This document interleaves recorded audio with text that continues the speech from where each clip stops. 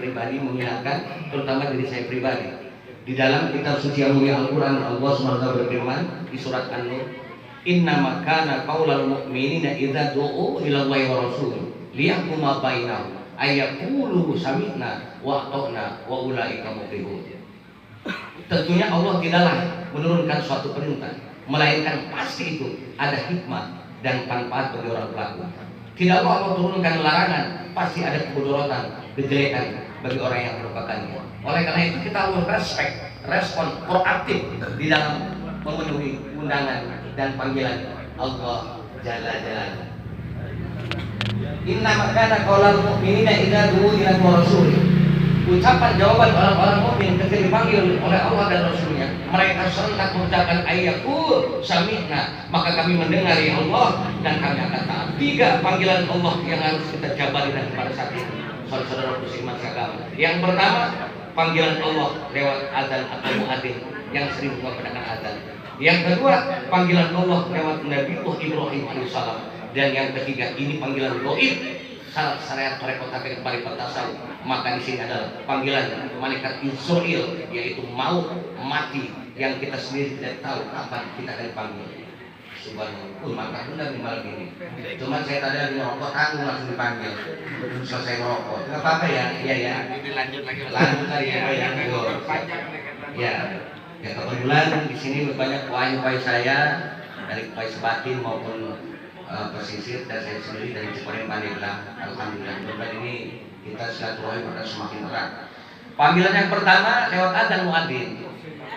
Allahu Akbar, Allahu Akbar. Berarti Allah sayang pada kita, wahai hamba-hambaku, ayo sholat. Nah ini 5 waktu itu panggilan adzan itu.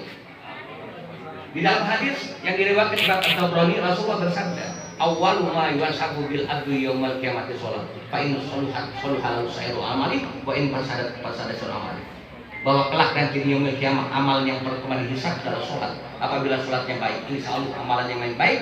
Tetapi kalau sholatnya rusak, maka amalannya rusak. Ini ada sebuah dosa yang lebih dasar daripada berzina, yang lebih dasar daripada narkoba, yang lebih dasar daripada makan riba, yang lebih dasar daripada membunuh, yang lebih dasar daripada khamr, yang lebih dasar daripada mencuri. Dosa apa itu? Dosa orang-orang yang senantiasa meninggalkan sholat. Orang-orang yang senantiasa meninggalkan sholat, keislamannya diperselisihkan oleh para ulama. Seorang mukmin mencuri mungkin, seorang muslim narkoba mungkin, seorang muslim mencuri mungkin, seorang muslim membunuh mungkin, tetapi seorang muslim meninggalkan sholat, maka keislamannya diperselisihkan oleh para alim ulama. Rasulullah bersabda, al-ahdul ladzi bainana wa bainahum as-shalah, faman taraka faqad kafar.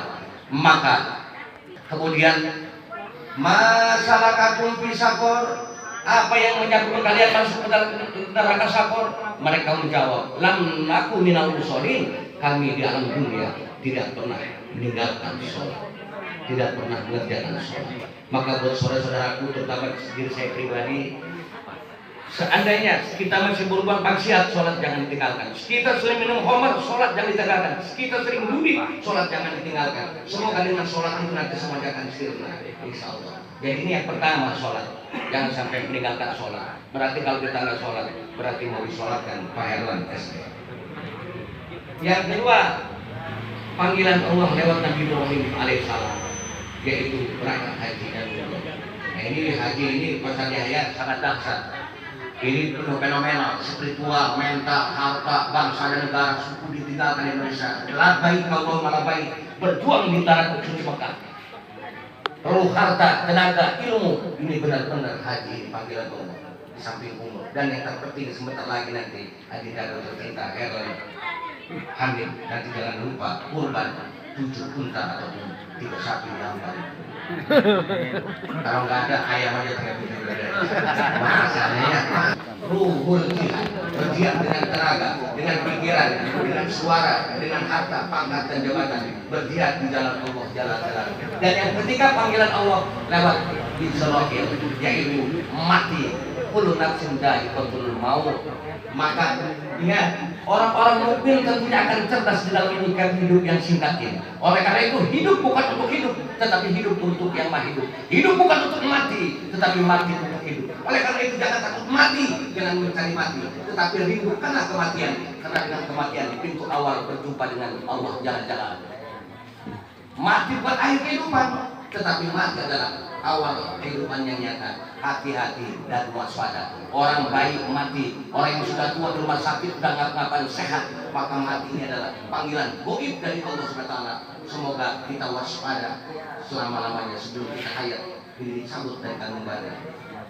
Dalam sebuah hadis, "Idza mata adama in qata amalu min salasin, sadaqatin jariyatin au ilmin muntaqo bi awwalin salin jadula." Maka apabila anak keturunan meninggal dunia putuslah amalnya kecuali 3, sedekah jariyah, ilmu yang bermanfaat, anak yang soleh dan soleha. Makanya hati-hati para hadirin wal hadirat rahimakumullah.